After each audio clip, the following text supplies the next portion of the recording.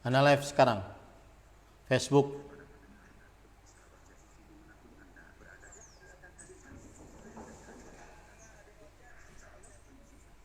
Cek, cek, cek, cek suara, cek, cek, cek. Bismillahirrahmanirrahim. Alhamdulillahirabbil alamin. Wassallallahu wasallam wa baraka ala abdihi wa rasulihi nabiyina Muhammad wa ala alihi wa sahbihi ajma'in. Amma ba'd.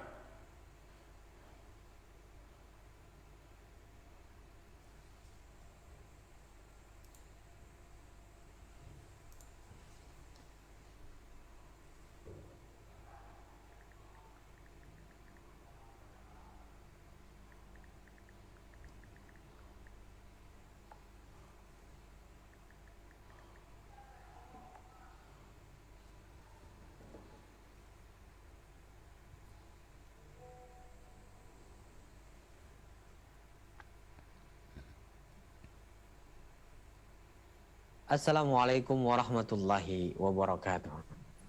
Alhamdulillahirabbil alamin wassalatu wassalamu ala asrafil anbiya'i wal mursalin wa ala alihi wa ashabihi wa man tabi'ahum bi ihsanin ila yaumiddin amma ba'd. Ikhwatal Islam, pemerhati roja dimanapun Anda berada, barakallahu fikum, jazakumullahu khairan. Terima kasih atas kesediaan antum semuanya di kesempatan Rabu pagi hari ini bersama kami di saluran tilawah Al-Quran dan kajian Islam TV dan Radio Roja. Semoga kebersamaan kita diberkahi Allah. Kita memuji dan bersyukur kepada Allah atas segala nikmatnya, karunia-Nya, nikmat Islam, nikmat iman, nikmat kesehatan dan waktu yang luang. Dan kita dapat kembali mengikuti bimbingan serta pelajaran yang akan disampaikan oleh guru kita, Ustadz Ahmad Zainuddin Alsi, hafidhallahu ta'ala. Salawat dan salam semoga senantiasa terlimpah dan tercurahkan kepada Nabi kita, Nabi Muhammad Sallallahu Alaihi Wasallam, untuk keluarganya, untuk para sahabatnya dan seluruh pengikutnya hingga akhir zaman nanti. Dan ikhwatal Islam, di hari ini, di pagi hari ini kembali kita akan melanjutkan dari pembahasan kitab Fathul Majid, syarah Kitabut Tauhid di pertemuan ke-21 yang insyaallah akan disampaikan kembali oleh guru kita, Ustadz Ahmad Zainuddin Alsi, hafidhallahu ta'ala. Bagi Anda yang bertanya silakan di 0218236543 atau pesan singkat di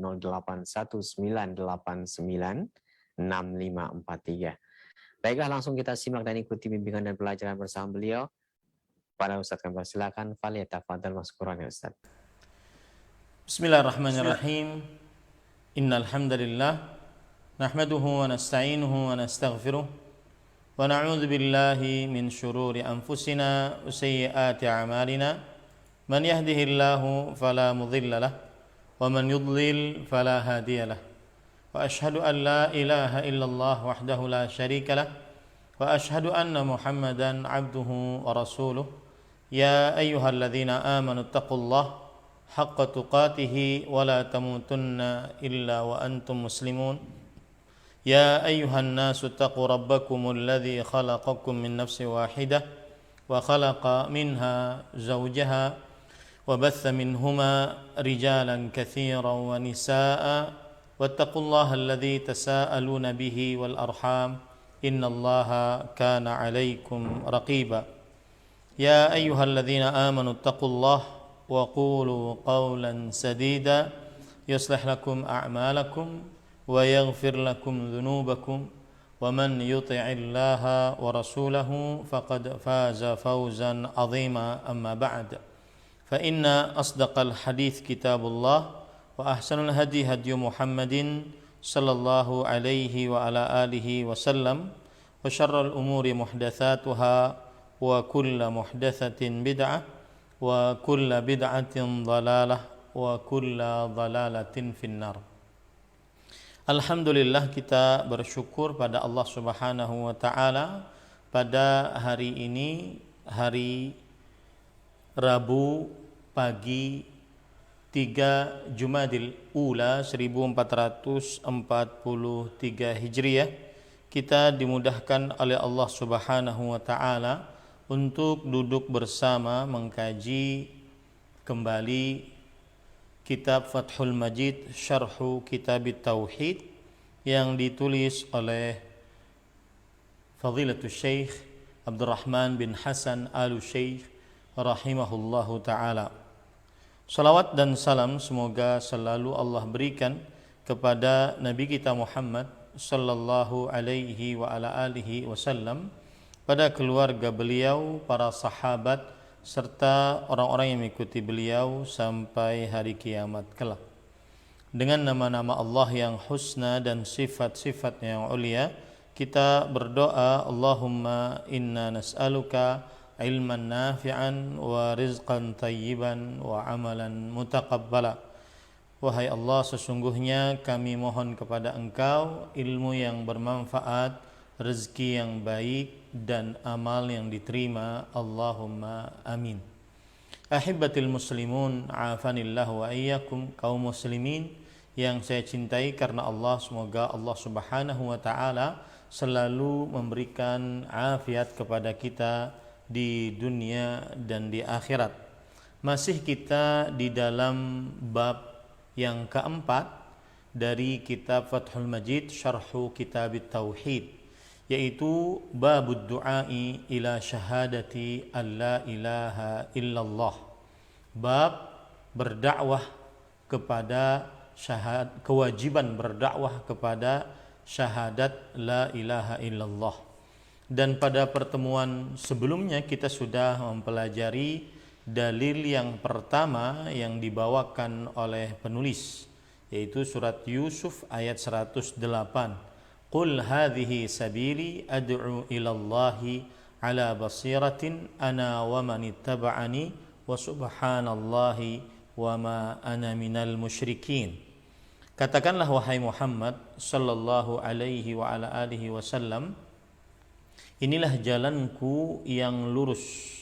Aku mengajak kepada Allah Subhanahu wa taala di atas ilmu pengetahuan. Aku mengajak kepada Allah Subhanahu wa taala di atas ilmu pengetahuan, dan juga orang-orang yang mengikutiku. Maha suci Allah Subhanahu wa taala, dan aku tidak termasuk orang-orang yang mensyirikkan Allah Subhanahu wa taala.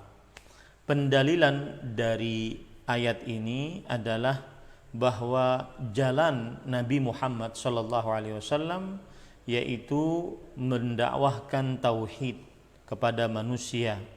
Maka siapa saja yang berdakwah kepada tauhid, mengajak manusia untuk menjadikan Allah satu-satunya zat yang diibadahi sepeninggal Rasulullah sallallahu alaihi wasallam, berarti dia adalah orang yang mengikuti Rasulullah sallallahu alaihi wasallam. Kemudian juga pendalilan dari ayat ini adalah ketika Allah berfirman ad'u ilallah ala basirah, aku mengajak kepada Allah Subhanahu wa taala di atas ilmu pengetahuan. Maka dakwah yang dipuji adalah dakwah yang di atas ilmu pengetahuan, dan tidak ada ilmu pengetahuan yang paling agung daripada berdakwah kepada tauhid.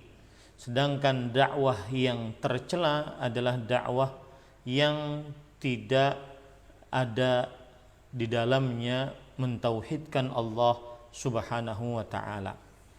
Taib. Kemudian pada pertemuan sebelumnya kita juga sudah membahas dalil yang kedua, yaitu hadis riwayat Bukhari dan Muslim yang diriwayatkan dari sahabat Nabi Ibnu Abbas radhiyallahu anhuma, bahwa Rasulullah sallallahu alaihi wasallam mengutus kepada kepada penduduk Yaman, yaitu Mu'ad bin Jabal radhiyallahu anhu. Lalu Rasulullah sallallahu alaihi wasallam bersabda, innaka ta'ti qauman min ahlil kitab falyakun awwala ma tad'uuhum ilaih syahadata an la ilaha illallah, wa fi riwayah ila an yuwahhidullah, fa inhum ata'uka lidzalik fa'alimhum anna allaha iftaradha alaihim khamsa salawatin fi kulli yawmin wa laylah, فإنهم أطاعوك لذلك فأعلمهم أن الله افترض عليهم صدقة تؤخذ من أغنيائهم فترد في فقرائهم فإنهم أطاعوك لذلك فإياك وكرائم أموالهم واتقي دعوة المظلوم فإنه ليس بينها وبين الله حجاب أخرجاه. Rasulullah sallallahu alaihi wasallam bersabda kepada Mu'adz bin Jabal, sesungguhnya engkau akan mendatangi suatu kaum dari ahli kitab, yaitu kaum Yahudi dan Nasrani. Maka jadilah yang pertama kali kamu dakwahkan kepada mereka adalah syahadat la ilaha illallah. Di dalam riwayat yang lain yaitu agar mereka mentauhidkan Allah Subhanahu wa taala. Jika mereka mentaatimu akan hal itu, maka beritahukanlah kepada mereka bahwa Allah Subhanahu wa taala telah mewajibkan atas mereka salat 5 waktu di setiap hari dan malam. Dan pada pertemuan sebelumnya kita sudah sampai poin ini. Taib. Kemudian kita baca lanjutan dari apa yang disebutkan oleh penulis kitab Fathul Majid syarh kitab Tauhid, yaitu Syekh Abdurrahman bin Hasan Al-Syekh rahimahullahu taala. Beliau mengatakan qauluhu fa'alimhum anna Allah aftarada alaihim sadaqatan tu'khadhu min aghniyaihim faturaddu ala fuqaraihim. Sabda Rasulullah sallallahu alaihi wasallam yang berbunyi bahwa beritahukanlah kepada mereka setelah mereka bersyahadat 2 kalimat syahadat, kemudian mendirikan salat dan mereka mentaati akan hal itu, maka beritahukanlah kepada mereka ahlul kitab, kaum Yahudi dan Nasrani, bahwa Allah telah mewajibkan atas mereka sebuah sedekah yang diambil dari orang-orang kaya mereka dan diberikan kepada orang-orang fakir mereka. Kemudian penulis kitab Fathul Majid Syekh Abdurrahman bin Hasan Al-Syekh berkata, fihi dalilun ala anna zakata aujabul arkan ba'da salawat. Di dalam hal ini terdapat dalil bahwa zakat adalah rukun yang paling wajib setelah mendirikan sholat 5 waktu. Wa annaha tu'khadhu minal aghniya wa tusrafu ilal fuqara. Dan bahwa zakat diambil dari orang-orang kaya dan diberikan kepada orang-orang fakir. Wa innama khassan nabiyyu sallallahu alaihi wa ala alihi wasallam al-fuqara'a li'anna haqqahum fi zakati akadu min haqqi baqiyatil asnafith thamaniyah. Karena hak orang-orang fakir di dalam harta zakat lebih ditekankan dari hak yang tersisa dari 8 orang yang berhak mendapatkan harta zakat. Baik, kita bahas paragraf ini dulu. Tadi penulis mengatakan bahwasanya di dalam perkataan ini bahwa Nabi Muhammad sallallahu alaihi wa ala alihi wasallam menjelaskan bahwa zakat adalah rukun paling wajib setelah mengerjakan sholat 5 waktu. Dan ini adalah yang harus diperhatikan oleh setiap muslim yang mempunyai harta sampai nisab, batasan terendah dari mengeluarkan zakat. Kemudian ahibbatil muslimun afanillah wa iyyakum,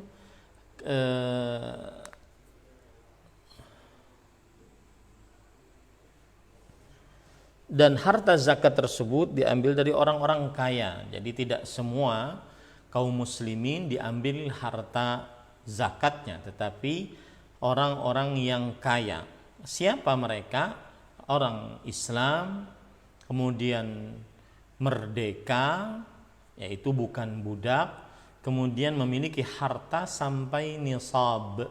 Harta sampai nisab maksudnya adalah harta yang mencapai batasan terendah yang sudah ditentukan oleh syariat Islam untuk diwajibkan diambil darinya harta zakat. Kemudian harta tersebut dimiliki selama 1 tahun. Kemudian harta tersebut dimiliki secara sempurna, bukan harta orang lain atau bukan harta piutang yang belum dibayar dan semisalnya. Kemudian diambil dari orang kaya, diberikan kepada orang fakir. Di situ Rasulullah SAW menyebutkan tentang orang-orang fakir. Kenapa dikhususkan oleh Rasulullah SAW orang-orang fakir? Padahal orang-orang yang berhak menerima harta zakat ada 8, sebagaimana disebutkan oleh Allah Subhanahu wa taala dalam surat At-Taubah ayat 60, yaitu innamas sadaqatu lil fuqara wal masakin wal 'amilina 'alaiha wal mu'allafati qulubuhum wa fir riqab wal gharimin wa fi sabilillah wa ibnis sabil fardhatan minallah. Sesungguhnya zakat diberikan kepada orang fakir, miskin, amil zakat, dan orang yang mu'allaf, diikat hatinya. Kemudian orang yang terlilit hutang, budak yang ingin memerdekakan dirinya, orang yang berjihad di jalan Allah, dan orang yang kehabisan bekal. Maka itulah 8 orang yang berhak mendapatkan harta zakat. Nah, di dalam hadis ini Rasul Shallallahu Alaihi Wasallam mengkhususkan hanya orang miskin, orang fakir. Siapa itu orang fakir? Orang yang tidak memiliki penghasilan untuk keperluan hidupnya, atau orang yang memiliki penghasilan akan tetapi tidak tidak mencukupi setengah dari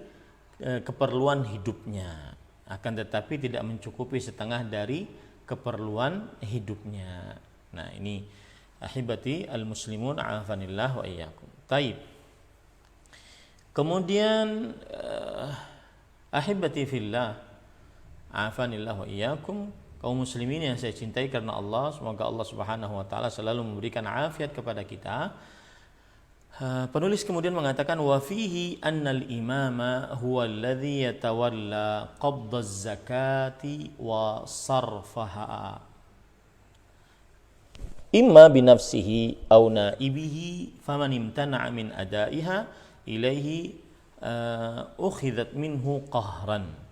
Di dalam hadis tadi juga terdapat pelajaran bahwa pemimpin yang berhak untuk mengambil harta zakat dan membagikannya, baik dia sendiri yang membagikannya ataupun wakilnya ataupun petugasnya, maka siapa yang menahan dari menunaikan zakat, diambil darinya harta zakat dengan paksa. Nah, kemudian ahibatil muslimun a'afanillahu wa iyyakum, lalu setelah itu penulis mengatakan wa fil hadithi dalilun ala annahu yakfi ikhrajuz zakati fi sinfin wahid kama huwa madhhabu Malikin wa Ahmad rahimahumallahu taala. Di dalam hadis ini juga terdapat dalil bahwa cukup mengeluarkan zakat kepada satu bagian dari 8 bagian orang yang berhak mendapatkan harta zakat. Dan ini adalah pendapatnya Imam Malik dan Imam Ahmad rahimahumallahu ta'ala. Artinya begini, orang yang berhak dapat harta zakat itu kan 8 orang. Fakir, miskin, amil zakat, orang yang mu'allaf hatinya, orang yang terlilit hutang, yang ingin memerdekakan, budak yang ingin memerdekakan dirinya, orang yang berjihad di jalan Allah, dan orang yang berkehabisan bekal di jalan. Maka 8 orang ini. Nah, apabila saya misalkan ingin mengeluarkan zakat, maka saya hanya memberikan kepada orang fakir saja, maka boleh. 1 orang saja juga boleh. Atau saya bagi-bagikan kepada 8 orang itu, 8 bagian ini, 8 kelompok ini, maka ini juga diperbolehkan. Ya.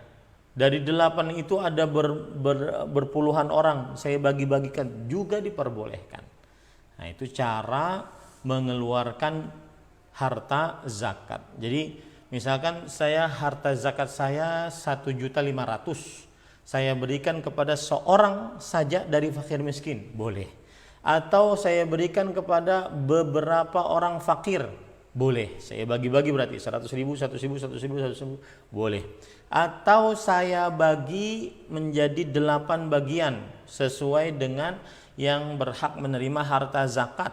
Ya, ini juga diperbolehkan. Seperti misalkan saya bagi kepada orang fakir 100.000, orang miskin 100.000, orang mu'alaf hatinya 100.000, orang yang amil zakat 100.000, dan seterusnya. Diperbolehkan caranya seperti itu, ya. Tetapi mazhab Imam Malik dan Imam Ahmad rahimahumullahu taala, mereka berdua berpendapat bahwa boleh dan cukup dan sah kalau zakat diberikan kepada salah satu kelompok dari 8 kelompok tersebut. Dan meskipun diberikan kepada hanya satu orang, diperbolehkan. Dan di sini harus diperhatikan, kalau kita perhatikan ayat tadi tentang yang berhak menerima harta zakat, kan ada 8 bagian manusia: fakir, miskin, mu'alaf hatinya, dan juga amil zakat. Maka ini 4 pertama ini orang diberikan tanpa hitungan, tidak mengapa.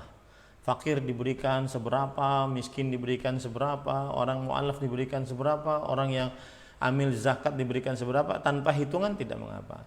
Nah, adapun yang ini, orang yang terlilit hutang, budak yang ingin memerdekakan dirinya, kemudian setelah itu orang yang berjihad di jalan Allah, kemudian orang yang kehabisan bekal, ini sesuai dengan keperluannya, diberikan sesuai dengan keperluannya, ya, diberikan sesuai dengan keperluannya. Ini para ikhwah yang dirahmati oleh Allah Subhanahu wa taala. Taib, para ikhwah yang dirahmati oleh Allah Subhanahu wa taala,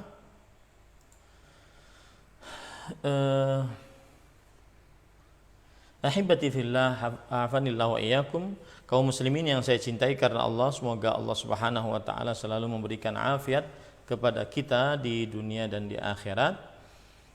Kemudian penulis kitab Fathul Majid Syarh Kitab Tauhid berkata, wa fihi annahu la yajuzu daf'uha ila ghani wala ila kafirin ghairal muallaf, wa anna az-zakata wajibatun fi malis sabi wal majnun kama huwa qaulul jumhuri li umumil hadithi.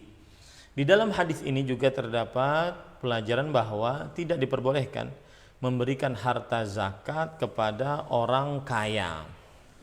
Ya, enggak boleh berikan harta zakat kepada orang kaya.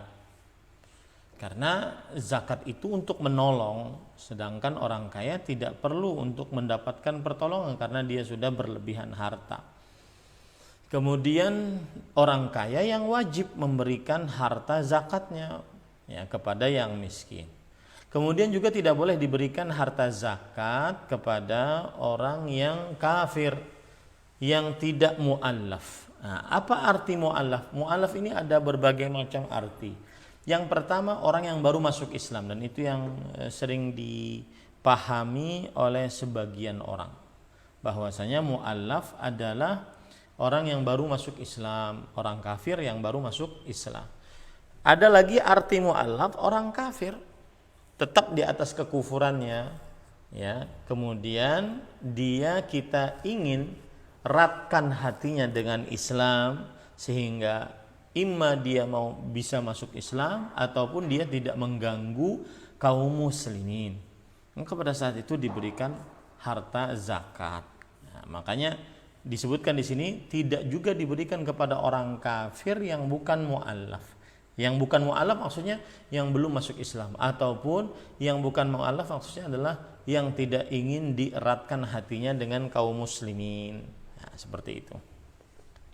Baik dia diharapkan masuk Islam atau tidak diharapkan, yang penting kita memberikan harta zakat kepada orang kafir ini sehingga tidak mengganggu kaum muslimin.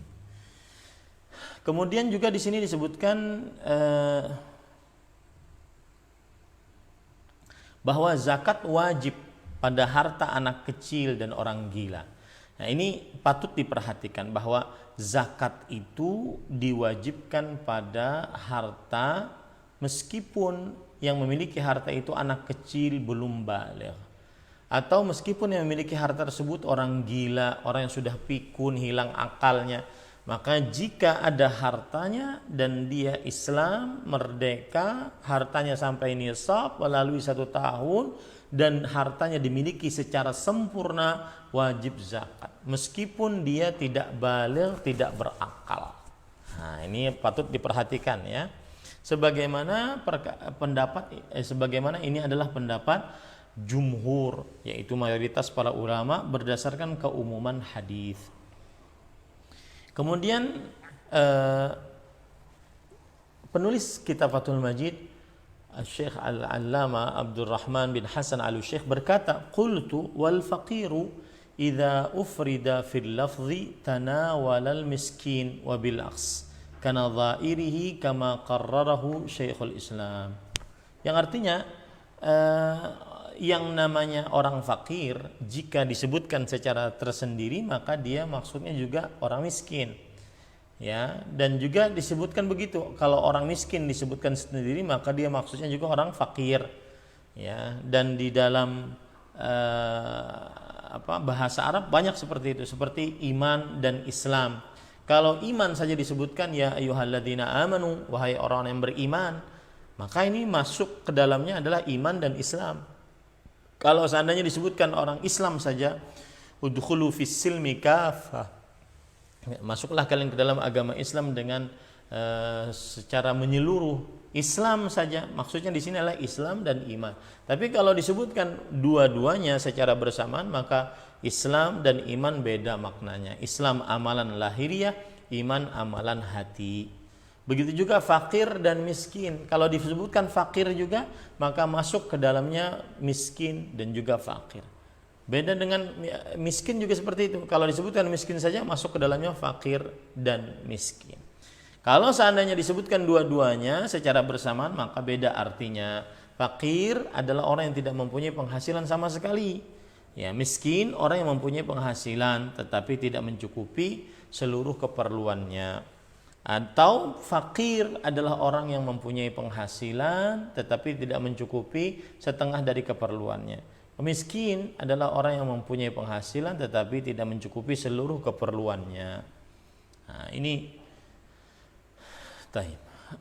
Qauluhu wa iyyaka wa karaima amwalihim binasbi qaraima ala at-tahdhir jam'u karimah. Qala sahibul matali' hiyal jami'ah lil kamalil mumkin fi haqqiha min ghazarati laban wa jamali surah wa kathrati lahmin wa sub dzakarahu an-Nawawi rahimahullahu ta'ala. Kemudian setelah Rasulullah SAW tadi bersabda, beritahukanlah kepada mereka bahwa kewajiban Allah mewajibkan atas mereka diambil harta zakat mereka dan dari orang-orang kaya mereka dan diberikan kepada orang-orang miskin mereka. Lalu setelah itu baru jauhi oleh engkau wahai Mu'adz bin Jabal harta-harta yang mereka muliakan. Jadi ketika mengambil harta zakat, jauhi harta-harta yang mereka muliakan. Ya. Kemudian disebutkan di sini oleh sahib al-Matali'. Saya tidak tahu ini kitab apa ya, tetapi disebutkan di sini bahwa ia adalah mencakup untuk kesempurnaan yang mungkin pada haknya, yaitu berupa kambing yang banyak susunya, atau kambing yang bagus rupanya, atau kambing yang banyak daging dan juga wolnya. Nah, ini yang dimaksud jauhi harta-harta yang seperti ini. Ya, karena kan pada kambing, pada sapi, pada unta ada harta zakat. Maka kalau seandainya mengambil harta zakat dari orang-orang kaya, jauhi harta-harta yang dimuliakan oleh pemiliknya, yaitu harta yang dianggap sempurna oleh pemiliknya, seperti hewan kambing atau sapi atau unta yang banyak susunya, yang bagus rupanya, yang banyak dagingnya atau wolnya. Nah, ini harus dijauhi ya. Qultu wa hiya khiyarul mal wa anfasuha wa aktsaruhu thamanan. Kata Syekh Abdurrahman bin Hasan Al-Syekh rahimahullah, yang dimaksud dengan karaima amwalihim, harta-harta yang mulia dari orang-orang kaya, maksudnya adalah harta yang paling baik, paling berharga dan paling banyak harganya. Nah, maka ini jangan diambil. Taib. Ahibatil muslimun, a'afanillah wa iyyakum, kaum muslimin yang saya cintai karena Allah. Lanjut, wa fihi annahu yahrumu 'alal 'amili fi zakati akhdhu karaimil mal wa yahrumu 'ala sahibil mali ikhraju syiraril mal bal yukhrijul wasata fa in tabat nafsuhu bil karimati jaza. Artinya, dan di dalam hadis ini terdapat pelajaran bahwa diharamkan bagi petugas zakat untuk mengambil harta-harta yang dianggap berharga oleh pemiliknya ya. Kemudian diharamkan bagi pemilik harta untuk mengeluarkan harta-harta yang buruk, tetapi mengeluarkan yang pertengahan.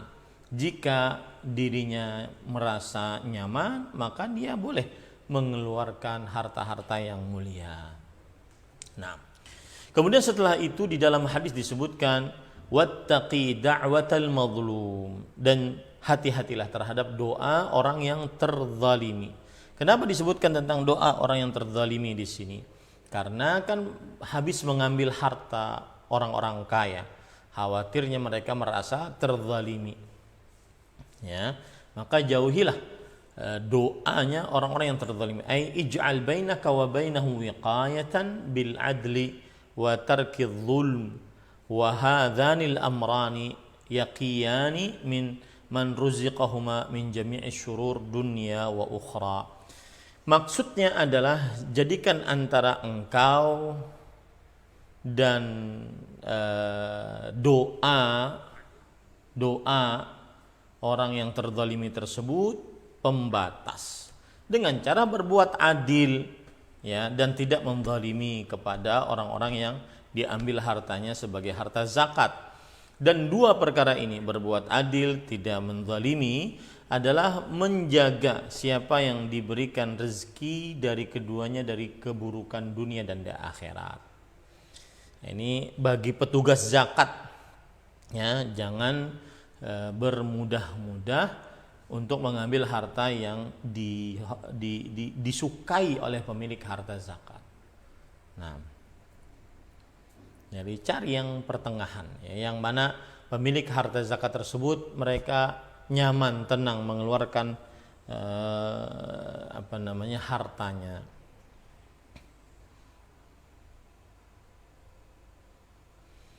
Taib. Kemudian ahibatil muslimun, afanillahu iyyakum, kita lanjut. Wa fihi tanbihun ala tahdhir min jami'i anwa'idh dhulm. Di dalam hadis ini juga terdapat peringatan keras untuk menjauhi seluruh macam kezaliman.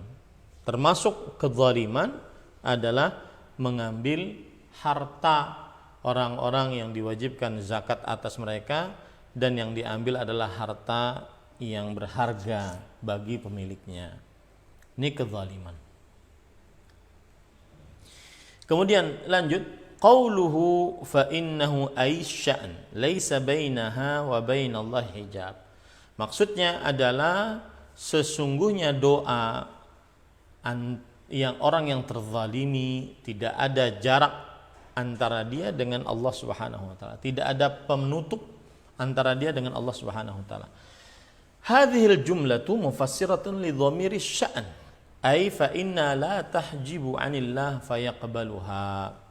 Ini kalimat menjelaskan tentang apa yang tersembunyi dari keadaan. Maksudnya adalah bahwa doa orang yang terzalimi maka tidak akan terhalang dari Allah Subhanahu wa taala, dan Allah akan mengabulkannya. tidak akan terhalang dari Allah Subhanahu wa taala, dan Allah Subhanahu wa taala akan mengabulkannya. Nah, kemudian ahibati hafizakumullah taala,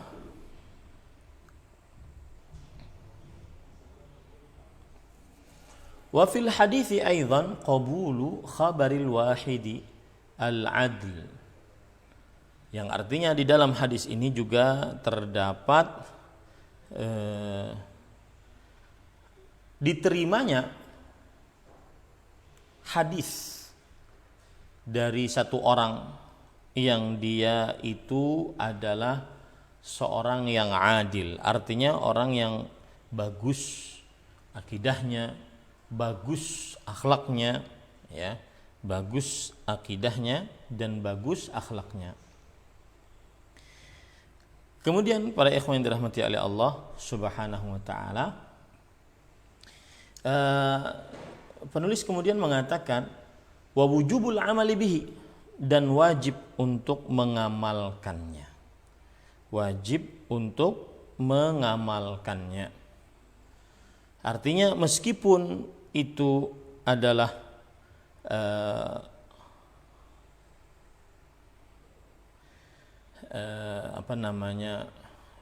berita dari satu orang, maka tetap diterima dan wajib diamalkan. Wa ba'thul imamil ammal li jibayatiz zakah wa annahu ya'idhu ummalahu wa ulatahu wa ya'muru bi taqwallahi ta'ala wa yu'allimuhum wa yanhahum 'anil dhulm wa yu'arrifuhum su'a 'aqibatihi wat tanbih 'ala at-ta'lim bit-tadrij qalahu al-musannif. Di dalam hadis ini juga terdapat pelajaran, yaitu seorang pemimpin mengutus pegawai pengambil zakat, dan bahwasanya pemimpin memberikan nasihat kepada pegawai-pegawai pengambil zakatnya dan memerintahkan untuk bertakwa kepada Allah, dan juga mengajari mereka dan melarang mereka dari berbuat kezaliman, dan mengenalkan kepada mereka buruknya akibat dari berbuat kezaliman, dan memberikan peringatan, ya, agar mengajari dengan cara perlahan-lahan, ya, mengajari dengan cara perlahan-lahan. Ini tidak langsung syahadat dulu, sesudah kuat baru sholat 5 waktu, sesudah kuat baru setelah itu bayar zakat. Jadi perlahan-lahan. Tetapi untuk saat sekarang ini, apabila orang sudah bersyahadat 2 kalimat syahadat, maka wajib baginya untuk mengerjakan sholat 5 waktu. Nah, kemudian setelah itu qultu wa yabda'u bil ahammi fal aham, kata penulis kitab Fathul Majid, dan aku menambahkan bahwa hendaknya dalam berdakwah seseorang memulai dari yang paling penting lalu yang penting. Wa'lam annahu lam yadhkur fil hadithi as-sawma wal hajja fa ashkala, atau lam yudhkar fil hadithi as-sawmu wal hajju fa ashkala dzalika ala katsirin minal ulama. Dan ketahuilah bahwa di dalam hadis ini tidak disebutkan perihal puasa dan haji, enggak ada. Cuma 2 kalimat syahadat, lalu setelah itu mendirikan sholat, lalu zakat. Enggak ada puasa dan haji. Maka kebanyakan para ulama mempermasalahkan akan hal ini. Ya, qala Syekhul Islam, ajaba ba'dun nas anna ba'dar ruwati ikhtasara al-hadis. Syekhul Islam Ibnu Taimiyah rahimahullah berkata, sebagian orang menjawab permasalahan ini bahwa sebagian rawi hadis meringkas hadis. Walaysa kadzalik, dan itu tidak benar. Fa inna hadza ta'mun fir ruwah, maka ini termasuk daripada mencela para rawi hadis. Bi anna dzalika innama yaqa'u fil haditsil wahid mithla hadits Wab Abdul Qais, karena itu bisa terjadi di dalam satu hadis seperti hadis Waf Abdul Qais, haitsu dzakara ba'dhum as-siyam, Yang mana dalam hadis utusan Abdul Qais tersebut sebagian menyebutkan tentang puasa. Wa ba'dhum lam yadhkurhu, dan sebagian yang lain belum menyebutkannya. Fa ammal haditsan al-munfasilan falaysa al-amru fihima kadzalik. Adapun dua hadis yang terpisah, maka perkaranya tidak seperti itu dalam dua hadis ini. Walakin an hadza jawaban, tetapi tentang hal ini terdapat dua jawaban. Artinya kenapa tidak disebutkan puasa kemudian haji di dalam hadis ini? Ada dua jawaban. Ahaduhuma anna dzalika bihasabi nuzulil fara'id, bahwa hal itu disebab berdasarkan turunnya kewajiban-kewajiban. Wa awwalu ma faradallahu asy-syahadatain, dan yang pertama kali yang Allah wajibkan adalah dua kalimat syahadat.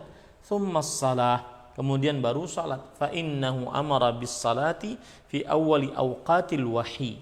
Sesungguhnya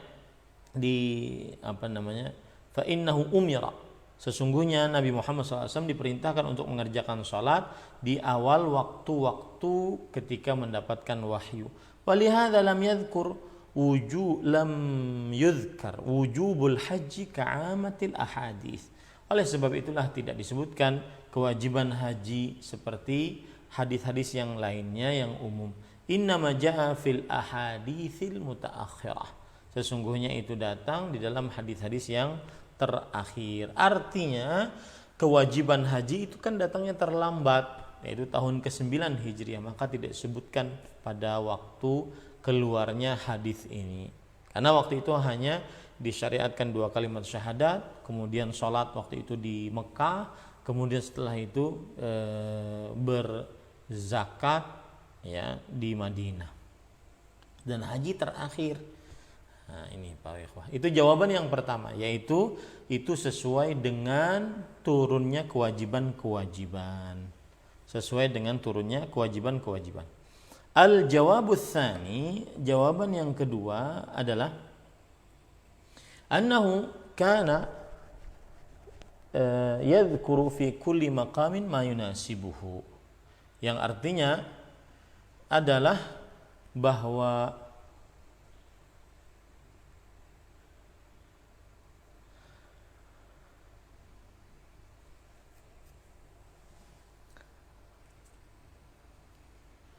disebutkan di setiap keadaan yang sesuai dengannya. Keadaan yang sesuai dengannya. Fayadhkuru taratan al-fara'id. Kadang disebutkan kewajiban-kewajiban allati yuqatalu 'alaiha, yang dijadikan alasan untuk memerangi atasnya. Kas-shalah waz zakah, seperti sholat dan zakat. Artinya kalau ada kaum yang tidak sholat diperangi, kalau ada kaum yang tidak bayar zakat diperangi. Wa yadhkuru taratan as-salata was-siyama liman lam yakun alaihi zakah. Dan kadang disebutkan sholat dan puasa saja, dua sholat dan puasa saja bagi siapa yang tidak wajib atasnya zakat. Karena tidak semua orang diwajibkan atasnya zakat, tetapi semua yang muslim balik berakal selain wanita yang haid dan nifas diwajibkan atas mereka sholat dan puasa. Wa yadhkuru taratan as-salata waz-zakata was-shaum, dan kadang disebutkan tentang sholat, puasa, zakat. Tiga. Imma an yakuna qabla fardhil hajj wa imma an yakuna al-mukhatabu bidzalika la hajja alaih. Baik itu penyebutan itu sebelum kewajiban haji ataupun orang yang diberikan redaksi mereka tidak ada kewajiban haji atasnya. Ya, ini alasan-alasan kenapa sih puasa dan haji nggak disebutkan. Yang disebutkan cuma 3 rukunnya, 2 kalimat syahadat, sholat dan berzakat. Wa amma salatu waz zakatu falahuma sya'nun laisa lisairil fara'id. Adapun perihal sholat dan zakat, maka keduanya memiliki kedudukan ya yang tidak sama seperti kewajiban-kewajiban pada lainnya. Walihada dzakara Allah Ta'ala fi kitabih al-qital alaihima. Oleh sebab itulah Allah Subhanahu wa taala menyebutkan di dalam kitabnya, dalam kitab Al-Qur'an, yaitu berperang atas orang yang tidak mau bayar zakat dan orang yang tidak mau mendirikan sholat. Li'annahuma ibadatani zahiratan, karena dua hal ini, yaitu sholat dan zakat, sholat dan zakat adalah dua ibadah yang terlihat jelas. Bi khilafis shaum fa innahu amara amrun batin. Beda dengan perihal puasa, sesungguhnya dia adalah perkara yang tersembunyi, min jinsil wudu wal ightisal minal janabah, dari seperti jenis wudu dan mandi dari junub. Wa nahwu dzalika mimma yu'tamanu alaihi al-abdu, dan yang semisalnya yang diberikan amanah atasnya seorang hamba. Fa innal insana yumkinuhu alla yanwi as-shauma wa an ya'kula sirran. Sesungguhnya manusia mungkin baginya untuk tidak berpuasa dan dia makan secara sembunyi-sembunyi. Wa kama yumkinu an yaktuma hadatsahu wa janabatahu. Sebagaimana dia mungkin untuk menyembunyikan hadatsnya dan juga keadaan junubnya. Wa huwa sallallahu alaihi wasallam yudzakiru fil a'malidh dhahirah allati yuqatilun nasu 'alaiha. Dan Nabi Muhammad SAW mengingatkan amalan-amalan yang nampak, yang orang-orang berperang di atasnya. Artinya kalau tidak sholat maka ini berhak untuk diperangi. Kalau ada suatu kaum yang tidak bayar zakat, berhak untuk diperangi. Makanya di dalam hadis hanya disebutkan tentang sholat dan zakat saja. Wa yasiruna muslimina bi fi'liha, dan kaum orang-orang kalau mengerjakan sholat dan zakat mereka menjadi kaum muslimin. Falihadza 'allaqa dzalika bis salati waz zakati duna shaum. Oleh sebab itulah Nabi Muhammad SAW membatasi hal tersebut hanya dengan sholat dan zakat di dalam hadis ini, tidak menyebutkan tentang puasa. Wa in kana wajiban, ya, kama fi ayatai bara'ah nazalat ba'da fardhis siyam bi ittifaqin nas. Meskipun hal itu wajib sebagaimana disebutkan di dalam dua ayat dari surah At-Taubah yang turun setelah kewajiban puasa dengan kesepakatan ulama. Ini para ikhwan yang dirahmati oleh Allah Subhanahu wa taala. Wa kadzalika lamma ba'atha Mu'adzan ila al-Yaman lam yadhkur fi hadithihi as-shaum. Oleh sebab itulah Nabi Muhammad SAW ketika mengutus Mu'adz bin Jabal radhiyallahu anhu ke negeri Yaman, tidak Nabi Muhammad SAW tidak menyebutkan di dalam hadisnya tentang puasa, di annahu taba' wa huwa batin, karena puasa itu mengikuti, ya, dan dia adalah perkara hati. Wala dzakara al-hajja li anna wujubahu khasun laysa bi'am, karena dan juga tidak menyebutkan tentang haji, karena kewajiban haji itu khusus, tidak semua orang diwajibkan untuk berhaji, ya, dan tidak untuk umum. Wala yajibu fil umri illa marratan, dan tidak wajib bagi seorang kecuali satu kali saja, ya, bagi seseorang kecuali satu kali saja.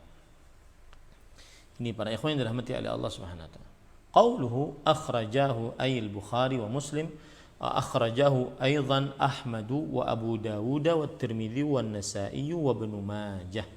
Yang artinya, dan di dalam hadis disebutkan bahwa di dalam kitab tauhid disebutkan dikeluarkan oleh keduanya. Maksudnya adalah oleh Imam Bukhari dan Imam Muslim. Imam Bukhari dan Imam Muslim, dan juga dikeluarkan oleh Imam Ahmad dalam kitabnya Al-Musnad, kemudian oleh Imam Abu Dawud dalam kitabnya Sunan, oleh Imam Tirmidzi dalam kitabnya Al-Jami', dan Imam An-Nasa'i dalam kitabnya As-Sunan, dan Imam Ibnu Majah dalam kitabnya As-Sunan. Nah,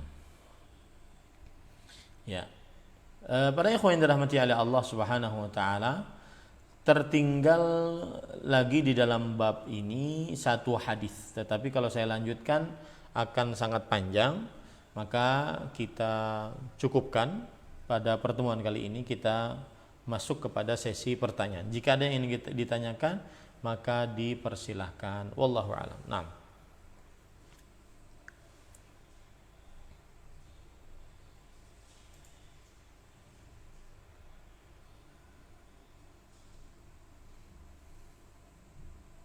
Barakallahu fikum, jazakumullahu khairan. Terima kasih atas bimbingan dan pelajaran yang telah disampaikan.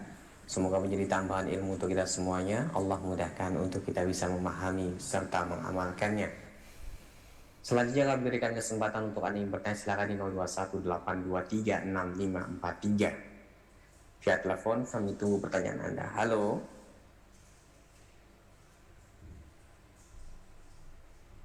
Halo.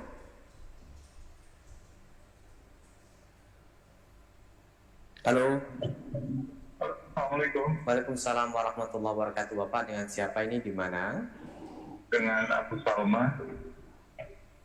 Silakan Bapak pertanyaannya. Ya, Ustaz, mau ditanyakan, saya mau bertanya terkait mualaf, penerima zakat mualaf. Jika dia non muslimnya itu, kita tahu dia tidak akan ke Islam gitu ya, tapi kita lihat dia baik gitu dan kita harapkan dia menjadi Islam gitu. Apakah kita tetap boleh kasih zakat itu ke dia? Itu saja. Terima kasih. Assalamualaikum warahmatullahi wabarakatuh. Waalaikumsalam warahmatullahi wabarakatuh. Bismillah walhamdulillah wassalatu wassalamu ala rasulillah wa ala alihi wa ashabihi wa man wala.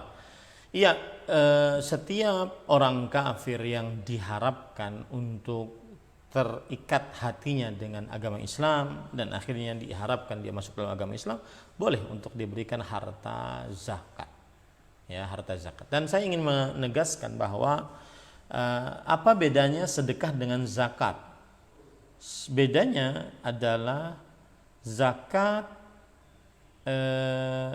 sedekah yang wajib, sedangkan sedekah adalah pemberian kepada orang lain berupa harta ataupun jasa yang bermanfaat, berharap pahala dari Allah Subhanahu wa taala.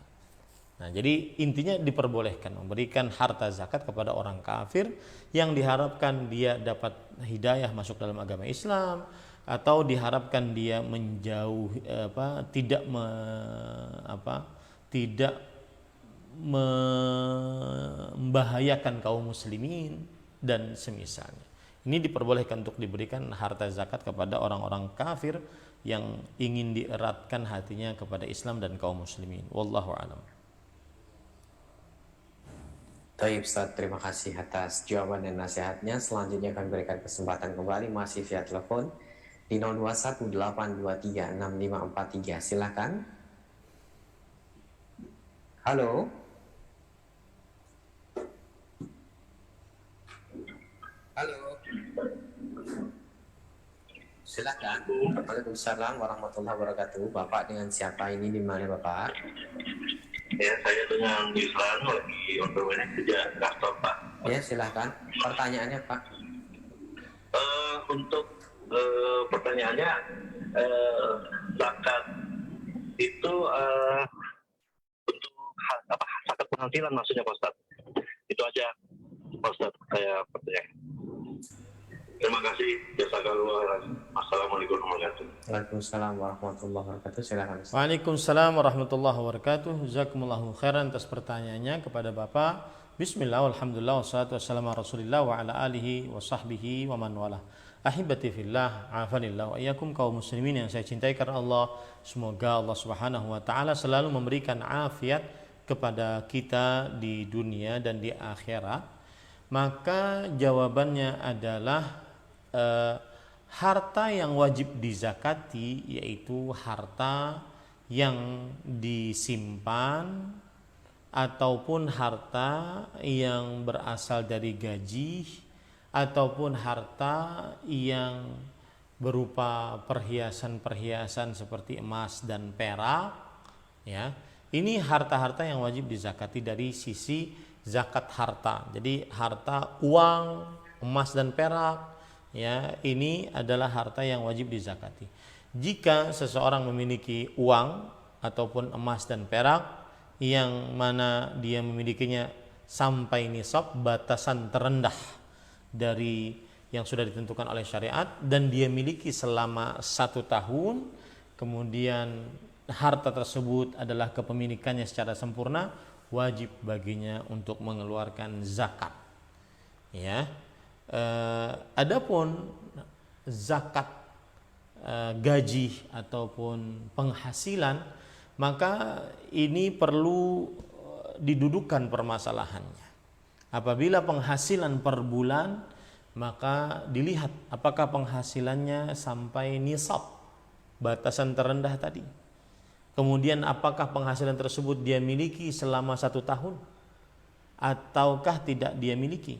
Kalau seandainya setiap gaji apakah dia harus keluarkan, maka jawabannya tidak. Ya, tidak ada kewajiban mengeluarkan harta zakat setiap bulannya.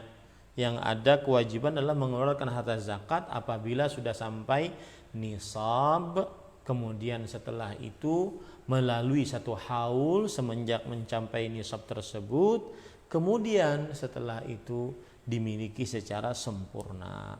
Ya. Jadi tidak ada zakat penghasilan dari gaji setiap bulan dikeluarkan, tidak ada. Yang pertama, mungkin tidak sampai nisab.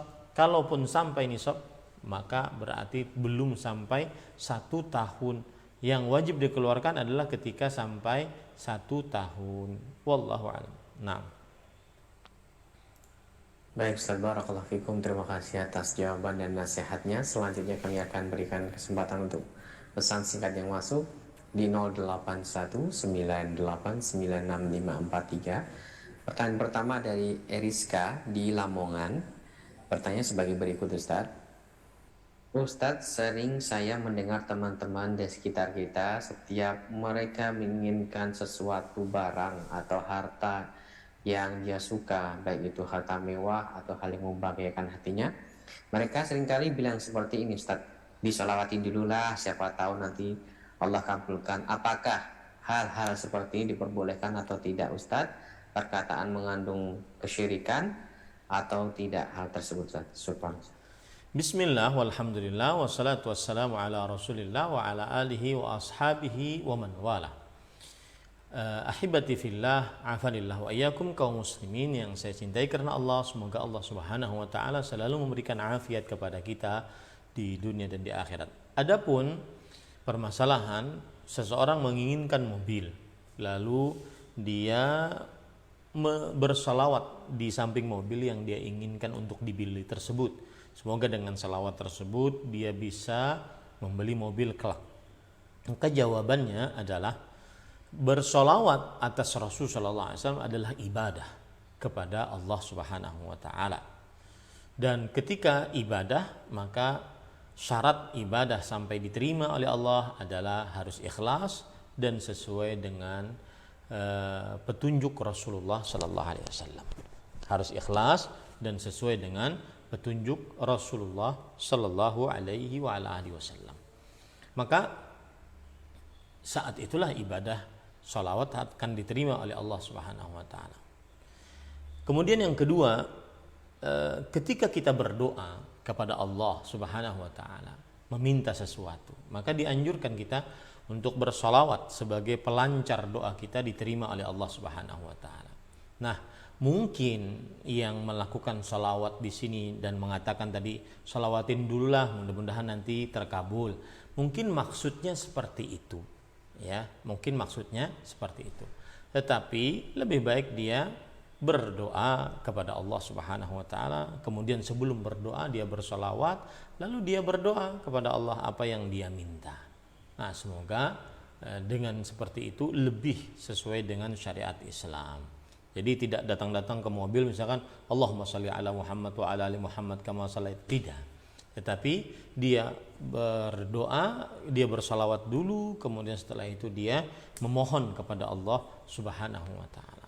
Karena dikhawatirkan nanti setiap kali menginginkan sesuatu dia hanya bersalawat, tidak berdoa di dalam salawatnya tersebut apa yang dia inginkan. Jadi intinya tidak ada kesyirikan di dalamnya, tetapi lebih baik saat dia melakukan seperti itu, dia dalam rangka berdoa yang diawali dengan salawat dulu baru meminta apa yang dia inginkan.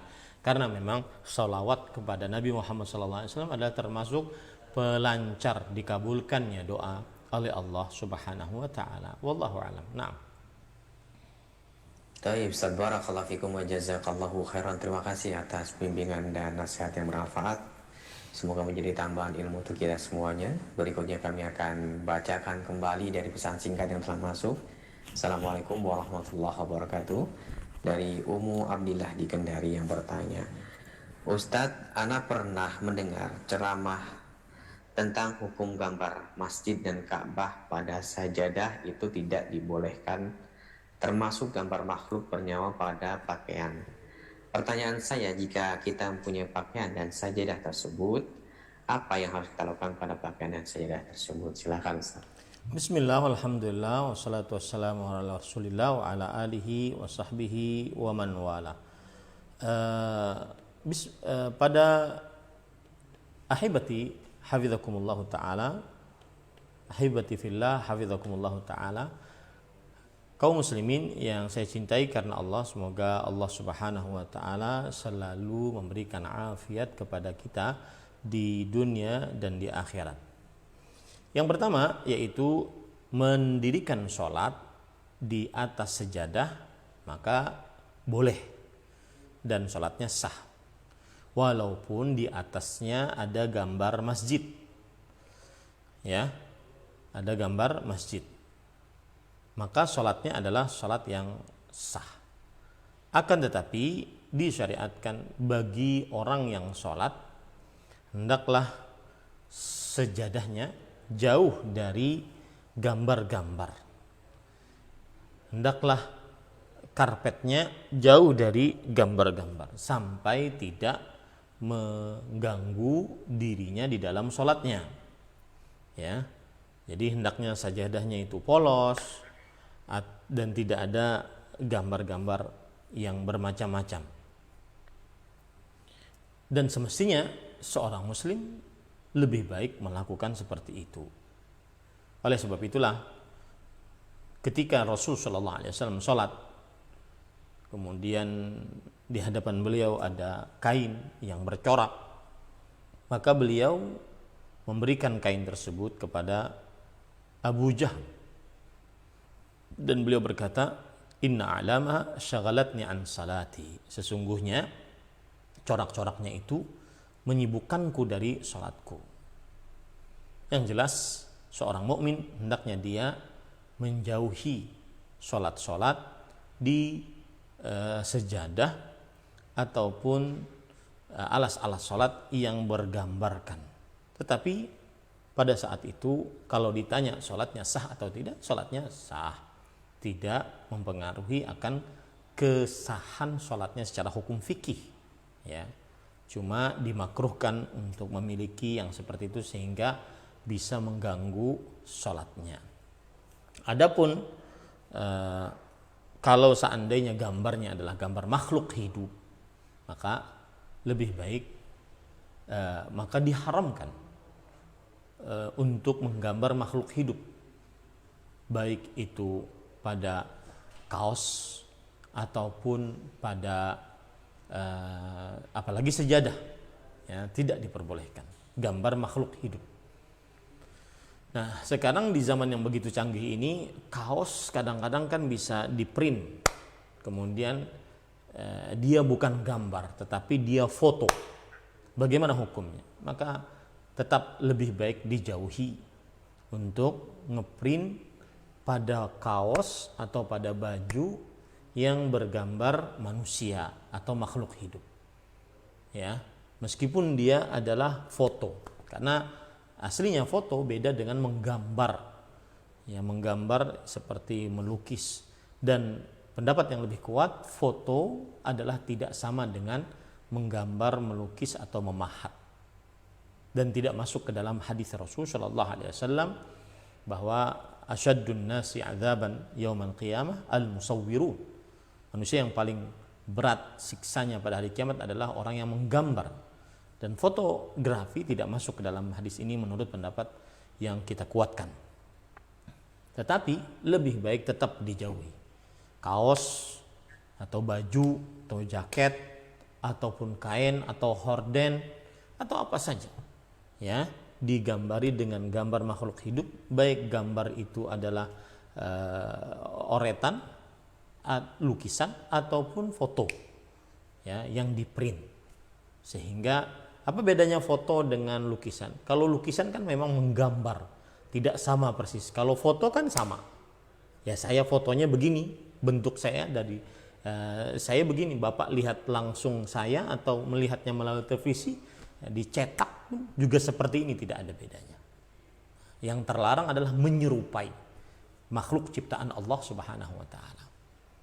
Maka lebih baik meskipun dia fotografi, kemudian dia print di baju, di kaos, di jaket, atau di kain, atau di horden apapun, lebih baik tetap dijauhi jika yang difoto itu adalah makhluk hidup. Apalagi gambar yang menyerupai, bukan yang sama dengan makhluk hidup tersebut. Maka ini lebih dijauhi lagi. Wallahu a'lam. Nah, Ustaz, barakallahu fikum, jazakumullahu khairan, terima kasih atas jawabannya. Kami akan beralih kembali. Bagi Anda yang ingin bertanya via telepon, silahkan kami tunggu di 0218236543. Kami harapkan pertanyaan-pertanyaan yang diajukan berkesesuaian dengan pembahasan kali ini. Silahkan. Halo. Halo. Halo, Assalamualaikum. Waalaikumsalam warahmatullahi wabarakatuh. Bapak dengan siapa ini, di mana? Ya, hamba Allah di Makassar, Ustaz. Silakan Pak, pertanyaannya. Ya, maaf ini di luar tema, Ustaz. Ini saya mau tanyakan.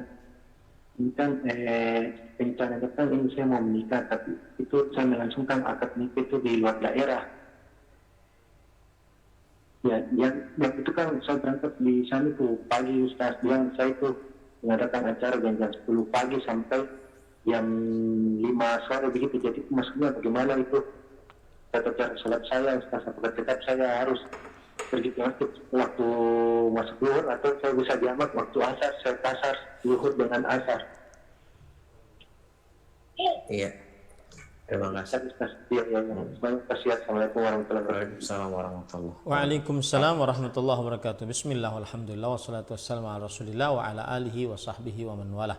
Ahibati fillah, afanillah wa iyyakum, kaum muslimin yang saya cintai karena Allah. Semoga Allah Subhanahu wa taala selalu memberikan afiat kepada kita di dunia dan di akhirat. Adapun jika yang dimaksud oleh Bapak penanya bahwasanya beliau bersafar kemudian melakukan akad nikah di daerah safar dia tersebut, maka selama Bapak tinggal di daerah safar tersebut tidak lebih daripada 19 hari menurut pendapat yang kita kuatkan, maka dia boleh, bapak tersebut boleh untuk mengqashar salat karena dinamakan dia masih dalam keadaan safar. Sebagaimana Rasulullah SAW ketika singgah di sebuah tempat, beliau selama 19 hari maksimal beliau mengqashar salatnya. Nah, untuk menjamak ini dilihat dari keperluan, apakah ada keperluan dia menjamak salatnya atau tidak. Yang jelas selama dia musafir, pendapat yang lebih kita kuatkan adalah 19 hari. Selama dia tinggal 19 hari di situ atau kurang dari 19 hari, maka dia boleh untuk mengqashar salat. Allah Subhanahu wa taala berfirman, "Wa idza darabtum fil ard falaysa 'alaikum junahun an taqsuru minas shalah." Jika kalian bepergian di atas muka bumi ini, maka tidak mengapa bagi kalian untuk mengqashar salat. Dan bepergian di sini ada dua macam, di dalam perjalanan atau singgah di sebuah tempat. Asalkan ketika singgah di sebuah tempat tersebut dia memang benar-benar dalam keadaan safar, yaitu orang-orang mengenal bahwa dari sini ke tempat dia menuju itu adalah safar. Maka pada saat itu ketika dia tinggal di tempat yang dia safari itu kurang dari 19 hari, dia boleh untuk mengqashar salatnya sebagaimana Rasul sallallahu alaihi wasallam mengqashar salat sampai kurang dari 19 hari. Wallahu a'lam. Nah. Baik, Ustaz, barakallahu fikum, jazakallahu khairan. Terima kasih atas bimbingan dan jawaban yang bermanfaat. Selanjutnya kami berikan kesempatan kembali, silahkan di 0218236543. Halo. Halo. Halo, Assalamualaikum. Waalaikumsalam warahmatullahi wabarakatuh. Dengan siapa ini? Bapak di mana? Saya dari Ahmad, Pak, di Depok. Silakan Pak Ahmad. Ya, saya ada pertanyaan. Halo. Iya silakan Bapak langsung saja Ya, disampaikan. pertanyaan saya itu apa hukumnya wudhu untuk orang yang sakit ya, seperti orang yang nggak bisa jalan atau yang sudah terbaring di rumah sakit itu kan tetap harus sholat, dan mereka bisa sholat cuma mungkin dengan mata atau dengan isyarat gitu ya. Itu kan berarti mereka nggak bisa wudhu. Hukumnya bagaimana ya? Baik. Terima kasih Bapak atas pertanyaan. Assalamualaikum warahmatullahi wabarakatuh. Waalaikumsalam warahmatullahi wabarakatuh. Bismillah, walhamdulillah, wassalatu wassalamu ala rasulillah wa ala alihi wa sahbihi wa man wala. Ahibati hafidhakumullahu ta'ala. Allah subhanahu wa ta'ala berfirman, fattaqullaha mastata'tum. Bertakwalah kepada Allah sesuai dengan kemampuan kalian. Surah At-Taghabun ayat 16. Kemudian Rasul sallallahu alaihi wasallam bersabda, idza amartukum bi amrin fa'tu minhu mastata'tum. Jika kalian jika aku perintahkan kepada kalian dengan sebuah perkara, maka kerjakanlah sesuai dengan kemampuan kalian ya dari perkara tersebut. Kemudian juga Rasul sallallahu alaihi wasallam bersabda, shalli qa'iman fa illam tastati' fa qa'idan fa illam tastati' fa 'ala jambin. Salatlah dalam keadaan berdiri, kalau tidak sanggup salatlah dalam keadaan duduk, kalau tidak sanggup salatlah dalam keadaan berbaring. Di sini menunjukkan bahwasanya seseorang mengerjakan ketaatan dengan kemampuannya dan kesanggupannya, tapi tetap untuk mengerjakan ketaatan. Maka apabila yang sakit tersebut masih beragama Islam, kemudian berakal dan dia baligh, selain wanita yang haid dan nifas, tetap diwajibkan untuk sholat sesuai dengan kemampuannya. Baik itu di dalam perkara bersucinya sesuai dengan kemampuannya, baik itu dalam perkara sholatnya dan tata cara sholatnya sesuai dengan kemampuannya. Wallahu a'lam. Nah. Barakallahu fikum. Selanjutnya kami berikan kesempatan kembali masih di via telepon di 0218236543. Halo. Assalamualaikum. Waalaikumsalam warahmatullahi wabarakatuh. Ibu, dengan siapa di mana ini? Saya dari Ibu Tini di Jakarta. Silahkan pertanyaannya. Assalamualaikum Ustaz. Waalaikumsalam. Ini Ustaz, kita kan sangat wajib, sangat penting sekali mempelajari ilmu tauhid. Bahkan harus mempraktekkan terutama untuk sehari-hari, untuk kehidupan sehari-hari. Nah, bagaimana Ustaz kalau kita ada teman atau saudara gitu melakukan kegiatan sehari-hari atau kepercayaannya itu masih mengandung syirik. Sementara saya mau memberitahu, takutnya mereka tersinggung atau gimana. Sedangkan kan ada jagalah dirimu dan keluargamu dari api neraka. Tapi kalau mendengar teman gitu melakukan kesirikan, apa kita diamkan atau kita nasihati? Sementara kalau dinasihati suka ada yang bilang gini, Ustaz, wah hati-hati kalau ngomong ada saya, maksudnya gitu, ada dia gitu, dia suka gimana ya, maksud saya kan meluruskan gitu loh Ustaz. Ya cukup Ibu, kami sudah paham. Ustaz ya. Assalamualaikum. Waalaikumsalam warahmatullahi wabarakatuh. Silakan Ustaz. Waalaikumsalam warahmatullahi wabarakatuh. Bismillah, walhamdulillah, wassalatu wassalamu ala rasulillah wa ala alihi wa sahbihi wa man wala, amma ba'du. Fa ahibati fillah, afanillah wa iyyakum, kaum muslimin yang saya cintai karena Allah. Semoga Allah subhanahu wa ta'ala selalu memberikan afiat kepada kita di dunia dan di akhirat. Kita sebagai seorang muslim diwajibkan untuk berdakwah sesuai dengan kapasitas kita dan kapasitas keilmuan kita. Allah Subhanahu wa taala berfirman, "Ud'u ila sabili rabbika bil hikmah wal mau'izatil hasanah." Berdakwalah kepada jalan Tuhanmu dengan hikmah dan nasihat yang baik. Wajadilhum billati hiya ahsan. Dan debatlah mereka dengan sesuatu yang lebih baik. Kemudian juga Allah Subhanahu wa taala berfirman, "Wa ma ahsanu qawlan mimman da'a ila Allah wa 'amila salihan wa qala innani minal muslimin." Dan tidak ada orang yang lebih baik ucapannya daripada orang yang berdakwah kepada Allah dan beramal saleh dan mengatakan aku adalah termasuk orang-orang yang beragama Islam. Kemudian ahibatil muslimun, afanillahu iyyakum, berdasarkan ini semua maka kita wajib mendakwahi kaum muslimin yang terperosok ke dalam kesyirikan. Dan saat berdakwah kepada kebenaran pasti akan ada yang menentangnya, karena sudah disebutkan oleh Allah Subhanahu wa taala di dalam Al-Qur'an, wal 'asr innal insana lafi khusr illa alladziina amanu wa 'amilus shalihat wa tawasaw bil haqq wa tawasaw bis sabr. Demi masa sesungguhnya manusia benar-benar di dalam kerugian kecuali orang yang beriman, beramal saleh, saling nasihat menasihati dengan kebenaran dan saling nasihat menasihati dengan kesabaran. Yang dimaksud dengan saling nasihat menasihati dengan kesabaran adalah saat berdakwah maka pasti ada yang menentang, maka bersabarlah pada saat itu. Apabila dikata-katain, ya, apabila dicemooh, apabila dihina, direndahkan, saat mendakwahkan tauhid terutama, dakwah yang paling agung, maka kita wajib bersabar dan tugas kita menyampaikan dengan baik, dengan akhlak yang baik, perkataan yang baik. Tugas kita menyampaikan dan hidayah di tangan Allah. Ma 'alaina illal balagh. Tidak ada kewajiban kita kecuali menyampaikan. Dan siapa yang diberi petunjuk oleh Allah, maka tidak ada yang bisa menahan petunjuk tersebut. Siapa yang disesatkan oleh Allah, tidak ada yang bisa memberi petunjuk kepadanya. Wallahu a'lam. Naam. Baik Ustaz, barakallahu fikum, jazakallahu khairan. Terima kasih atas jawaban dan nasihatnya. Semoga menjadi tambahan ilmu untuk kita semuanya. Berikutnya kami berikan kesempatan untuk pertanyaan melalui pesan singkat dari hamba Allah di Bogor yang bertanya sebagai berikut. Assalamualaikum Ustaz, izin bertanya, apakah perhiasan yang kita pakai sehari-hari termasuk harta yang wajib dikeluarkan zakatnya? Syukran atas jawabannya, silakan. Bismillah, walhamdulillah, wassalatu wassalamu ala rasulillah wa ala alihi wa sahbihi wa man walah. Ahibati fillah, afanillah wa iyyakum, kaum muslimin yang saya cintai karena Allah. Semoga Allah Subhanahu wa taala selalu memberikan afiat kepada kita di dunia dan di akhirat.